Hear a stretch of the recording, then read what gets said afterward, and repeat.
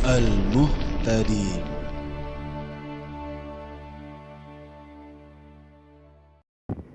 Bismillahirrahmanirrahim. Assalamualaikum warahmatullahi wabarakatuh. Alhamdulillahirrabbilalamin. Assalatu wassalamu ala asrafil anbiya'i wal mursalin wa ala alihi wa sahbihi ajmain, amma ba'd. Kembali lagi bersama Mas Arif di channel Mu'alaf Care Al-Muhtadin. Kali ini kita akan membahas tema yang berkaitan dengan keimanan, yaitu bagaimana sih mengubah mindset ya Islam itu menakutkan dengan belajar hukum yang ada di alam ini, yaitu hukum gravitasi. Dulu saya, mungkin teman-teman juga sempat berpikir bahwa adanya neraka dengan siksa yang pedih menunjukkan bahwa Allah itu jahat sekali, bukan maha pengasih lagi maha penyayang, yang seharusnya semua orang dimasukkan ke surga saja. Orang-orang yang salah diampuni sajalah. Oh, sangat mudah bagi Allah mengampuni siapa saja. Jadi beragama itu tampak sesuatu yang menakutkan. Benarkah demikian? Benarkah Allah itu jahat? Bagaimana sih memahami masalah ini? Alhamdulillah saya menemukan jawabannya dari belajar ya, dan juga berguru pada syekh yang alhamdulillah tepat mungkin. Untuk sekedar berbagi ilmu, saya akan sampaikan dalam video kali ini. Allah menciptakan segala sesuatu dengan hukum-hukum khusus yang berlaku padanya secara sempurna. Dengan hukum-hukum itulah alam ini ada dan berjalan dengan sangat teratur hingga detik ini. Sebagian hukum ada yang sudah diketahui maupun belum diketahui oleh manusia. Hukum-hukum yang berlaku pada alam sering disebut hukum alam, atau disebut dengan nama orang yang menemukannya pertama kali. Sekedar contoh, dua benda bermassa akan mengalami gaya tarik. Apabila bumi memiliki massa, apel juga memiliki massa, maka keduanya akan saling tarik-menarik. Karena bumi jauh lebih besar dibandingkan apel, maka apel jatuh ke bumi. Bukan hanya apel, semua benda di permukaan bumi tertarik jatuh ke bumi. Jika ada benda yang tidak jatuh ke bumi, itu pasti ada gaya lain yang bekerja pada benda tersebut. Burung tidak jatuh ke bumi saat terbang, bukan karena burung tidak dipengaruhi gaya gravitasi bumi, tetapi gerakan sayap burung menghasilkan gaya bernoli ke atas. Akibat aliran fluida udara pada sayap-sayap burung tersebut, gaya bernoli itu mengimbangi gaya gravitasi, sehingga burung tidak jatuh ke bawah. Demikian pula yang terjadi pada pesawat terbang. Sekarang kita renungkan, seandainya kita memiliki barang yang sangat berharga, terbuat dari kaca, namun karena keteledoran kita menaruhnya di tempat sembarangan, akhirnya benda berharga itu jatuh dan pecah berkeping-keping. Pertanyaannya, siapa yang memecahkan benda berharga tersebut? Yang jelas benda tersebut jatuh karena proses alam kan? Atau karena gaya gravitasi Newton yang diciptakan Allah. Apakah Allah jahat karena hukumnya telah menyebabkan barang berharga kesayangan kita pecah berkeping-keping? Bukan Allah atau hukum gravitasi yang jahat, tetapi kita sendiri yang salah karena tidak berhati-hati dalam menyimpan barang berharga tersebut. Jika benda yang berharga itu sekarang kita ganti dengan diri kita, dan karena suatu hal kita terjatuh dari lantai 10 gedung bertingkat dan meluncur dengan kecepatan yang sangat tinggi, dan saat menyentuh lantai kita akan remuk dan hancur. Pertanyaannya, siapa yang menemukan dan menghancurkan tubuh kita? Sekali lagi, kita jatuh karena hukum gravitasinya Allah. Apakah Allah jahat karena hukumnya telah menyebabkan diri kita hancur dan berserakan kemana-mana? Sekali lagi, kita jatuh karena hukum gravitasinya Allah. Apakah Allah jahat karena hukumnya telah menyebabkan diri kita hancur dan berserakan kemana-mana? Jika kita merenung dengan mendalam, tidak ada yang jahat dalam proses ini. Proses ini alami. memang terjadi karena hukum gravitasinya Allah. Dan kita pun sebenarnya sudah tahu karena adanya gaya gravitasi. Jika kita berada di ketinggian, kita harus hati-hati. Sebab jika sampai terjatuh dapat meremukkan dan menghancurkan tubuh kita. Justru sebaliknya, hukum gravitasilah yang membuat alam ini ada dan berjalan dengan keteraturan yang menakjubkan hingga detik ini. Seandainya kita jatuh diberi ampun oleh Allah sehingga bukan ke bawah tetapi tetap diam di udara agar kita selamat, maka alam ini akan hancur berantakan. Saat gravitasi hilang sekejap saja, bulan akan lepas dari bumi karena tidak bergerak mengitari bumi. Bumi pun akan lepas dari matahari dan tidak akan mengitarinya. Dampak dari fenomena yang tampak sederhana ini, bumi dan semua planet yang ada akan hancur berhamburan dalam waktu kurang dari sepermiliar-miliar detik. Namun alhamdulillah hukum gravitasi selalu ada sehingga alam dan kehidupan masih berjalan dengan harmoni hingga detik ini. Dalam Al-Quran surat At-Tolaq ayat 3 disebutkan qad ja'alallahu likulli syai'in qadar. Sungguh Allah telah menciptakan hukum-hukum atau qadar atas segala sesuatu. Jika kita melanggar hukumnya Allah, berakibat hancur diri kita berkeping-keping. Siapapun manusia akan sama dalam hubungannya dengan gaya gravitasi ini. Inilah salah satu contoh hukum Allah yang berlaku di dunia ini. Tentu masih ada jutaan hukum alam lainnya, bahkan tak terhingga. Di dunia ini, selain hukum gravitasi dan banyak materi lain yang bisa dikaji secara objektif dan ilmiah, ada juga fakta non-materi yang hakikatnya tidak pernah kita ketahui. Contohnya nyawa. Kita hanya tahu kalau yang hidup itu bernyawa. Sementara mati adalah ketiadaan nyawa. Apa itu nyawa?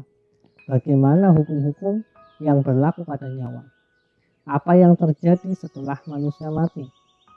Pertanyaan-pertanyaan seperti ini tidak bisa dijawab dengan pasti karena kita tidak tahu hakikatnya. Kita yang belum pernah mati tidak akan mampu mengetahui apa yang terjadi setelah kematian. Dalam Al-Quran surat Al-Isra ayat 85 disebutkan, wa yas'alunaka 'anir ruh qulir ruhu min amri rabbi wa ma utitum minal ilmi illa qalilan. Mereka bertanya kepadamu tentang ruh. Katakanlah, ruh itu termasuk urusan Rabbi dan tidaklah kamu diberi pengetahuan melainkan sedikit saja. Banyak orang berpikir bahwa nyawa dan kehidupan setelah tiadanya nyawa tidak bisa diverifikasi secara ilmiah dan objektif, sehingga sebagian manusia mengabaikannya. Namun tindakan ini justru gegabah karena mengabaikan sesuatu yang pasti akan terjadi. Sebab jika sesuatu tidak bisa diverifikasi dengan suatu metode, harusnya diverifikasi dengan metode lain, bukan hanya diabaikan dan dibiarkan tanpa kejelasan. Karena Allah mengetahui bahwa manusia dengan akalnya tidak akan mengetahui nyawa dan kehidupan setelah ketiadaan nyawa, maka dengan kasih sayangnya Allah memberitahu kita hukum-hukum yang berlaku pada kehidupan pasca kematian. Dengan pengetahuan itu diharapkan manusia melakukan tindakan yang terbaik untuk kehidupannya dan meninggalkan segala sesuatu yang menyebabkan kesengsaraan hidup ini. Informasi dari Allah tentang kehidupan pasca kematian terdapat pada Al-Quran. Dan dinyatakan bahwa setiap yang kita lakukan akan berdampak pada kehidupan akhirat. Kan sudah disebutkan di Quran surat Al-Zalzalah ayat 7 sampai 8. Faman ya'mal misqala dzarratin khairan yarah wa man ya'mal misqala dzarratin syarran yarah. Siapa saja yang berbuat kebaikan seberat zarah, ia akan melihat atas kebaikan yang dilakukannya. Dan siapa saja yang berbuat keburukan sebesar zarah, ia juga akan melihat atas keburukan yang dilakukannya. Oleh karena itu, baik dan buruk yang berakibat pada hukum alam yang berlaku di akhirat tidak bisa kita definisikan sendiri. Karena memang kita tidak mengetahuinya. Maka yang dinamakan baik dan buruk adalah yang dinyatakan baik dan buruk oleh Allah atau Rasulnya. Dengan demikian, saat Allah memberitahu agar manusia jangan mengerjakan yang buruk, namun manusia bandel justru melakukannya dengan sengaja atau melakukannya karena tidak mau tahu, maka hukum alam akhirat berlaku padanya. Ini sama sekali tidak ada hubungannya dengan Allah kejam atau tidak. Ini adalah hukum alam yang berlaku padanya di akhirat. Tentu di akhirat ada banyak sekali hukum alam yang berlaku, sebagaimana banyak sekali hukum alam yang berlaku di dunia. Namun dunia yang berbeda, sangat mungkin hukum alamnya juga berbeda. Untuk hidup di akhirat dengan bahagia, kuncinya taat pada Allah secara sempurna atau kafah. Hukumnya Allah itu ada 5, yaitu wajib, sunnah, mubah, makruh, dan haram. Berislam secara kafah itu sederhana, yaitu melaksanakan yang wajib dan meninggalkan yang haram. Sebagai tambahan sebisa mungkin melakukan yang sunnah dan meninggalkan yang makruh. Dan jika karena suatu hal melakukan yang haram, harus berusaha menyadari kesalahannya dan berusaha tidak melakukannya lagi. Ini yang dinamakan taubat. Mungkin ada sebagian orang yang berpikir, yang penting saya melaksanakan sebagian syariah, namun secara sadar melanggar syariah yang lain. Menurutnya itu lebih baik daripada tidak melaksanakan sama sekali.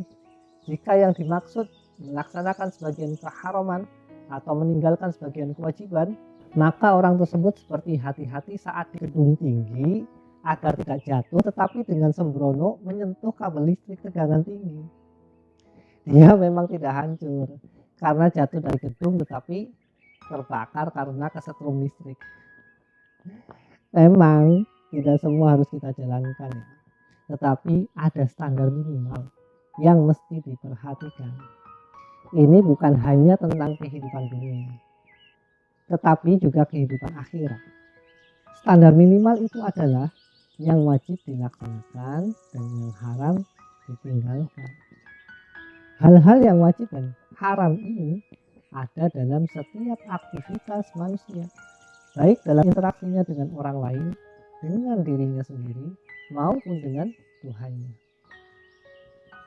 Jadi, siksa yang berlaku di akhirat sama sekali bukan menunjukkan kejamnya Allah, ya, tetapi justru maha kasih sayangnya Allah kepada kita. Kita diberitahu hukum alam yang berlaku di alam akhirat tersebut dan hubungannya dengan keputusan kita dan perbuatan kita di dunia ini. Kita diberitahu mana yang berbahaya dan mana yang memberi manfaat. Kita diberitahu Allah sejak awal, sebelum kita hidup di alam akhirat dengan hukum alamnya yang khas. Jadi, beragama Islam itu bukan sesuatu yang menakutkan, yang selalu dijejali dengan ancaman. Juga bukan tali kekang kebebasan kita. Tetapi beragama Islam justru sesuatu yang penuh dengan rahmah. Kita dikasih tahu mana perbuatan yang berdampak baik dan berdampak buruk sebelum semua itu terjadi, sehingga kita bisa memaksimalkan perbuatan baik dan menghindarkan perbuatan buruk. Allah sama sekali tidak kejam dan juga tidak zalim kepada kita, tetapi kita sendiri yang sering bertindak kejam dan zalim kepada diri kita sendiri. Diri ini kita korbankan hanya untuk menuruti kemauan jangka pendek kita, sementara diri ini kita biarkan hancur dan menderita pada kehidupan jangka panjang. Dalam Quran surat Ar-Rum ayat 9, Allah berfirman, Allah mengatakan, "Fama kana Allahu liyadzlimahum walakin kanu anfusahum yazlimun." Tuhan tidak menzalimi mereka, tetapi merekalah yang menzalimi diri mereka sendiri. Wallahu a'lam bishawab. Assalamualaikum warahmatullahi wabarakatuh.